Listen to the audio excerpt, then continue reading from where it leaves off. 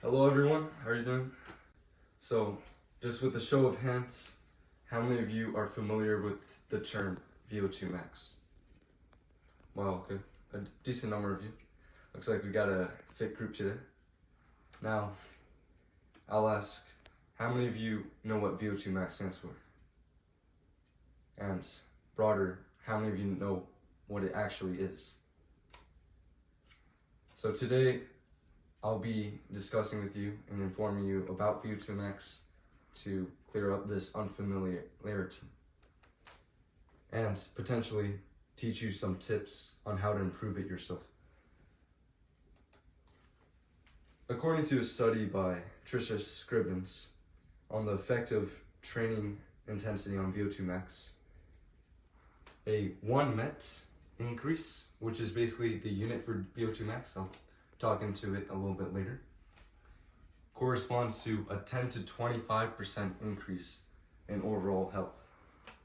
And this means that whether you're a professional athlete or you're the type of person who gasps for air every time they climb up a flight of stairs, it's crucial for your health.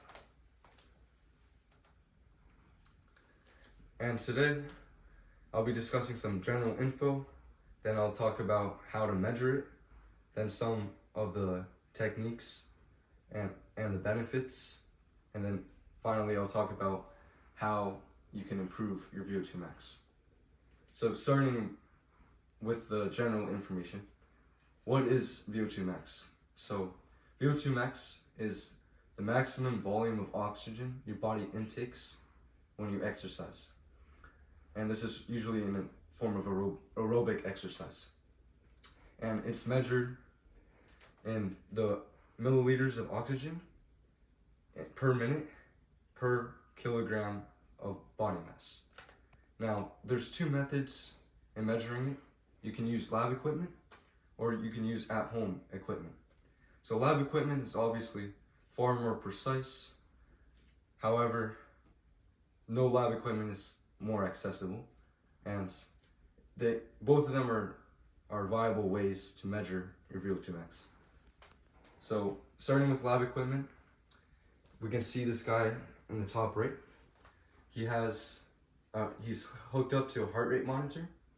He's running on a treadmill, so that's some form of aerobic exercise. And that mass there is what we call a metabolic cart. So that mass basically measures the gases that he intakes and outtakes, so like the oxygen and carbon dioxide, which is crucial for VO2 max. And basically, they collect all that data, and the maximum oxygen intake he has in exercise is his VO2 max. Now at home, all you need is a heart rate monitor. This can be acquired by a running watch or a cheap heart rate monitor on Amazon. And what you do, you try to run 1 to 2 miles, which equates to about 10 minutes of hard running, which you want to aim for 80 to 90% of your heart rate for the first 9 minutes, and the last minute, you want to be like all out sprinting, pumping your arms, trying to get that heart rate as high as possible. So you measure your max heart rate there. Then what you do, you wait 45 minutes and measure your resting heart rate. And then you just use that equation there. You take your max heart rate divided by your resting heart rate and multiply by 15. Okay. Now that I informed you guys about the measuring devices, I'll be describing some of the benefits of training your VO2 max. So the benefits that are derived from one thing: blood flow. Blood flow, blood flow, blood flow. I can't stress that enough. So starting here, increasing cardiovascular health. If your body can get the oxygen from your blood more efficiently, then your heart doesn't have to work as hard. This leads to less heart clogs and decreased risk in heart attacks. Next, increased neurological health. So the more blood flow into your brain, the more nutrients your brain has, the more easily you can form neural networks, improve memory, increase logical thinking, all that good stuff. And then lastly, this is probably the most obvious, to me at least. It's enhanced performance in athletics. So the more oxygen you can deliver to your muscles, the more efficiently you can do that, the more power you can output, and the more energy you can produce, leading to higher athletic aptitude.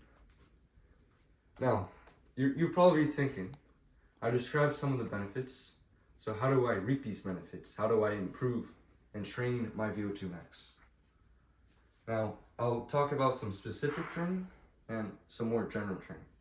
So first, I'll talk about the high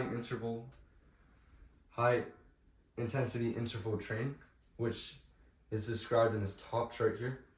So to explain some general terms, your aerobic capacity, or also known as your aerobic threshold, is your body's top line where you're fully aerobic. So if you push to a higher percentage of your heart rate, you go into anaerobic capacity, which is actually hinders your aerobic building.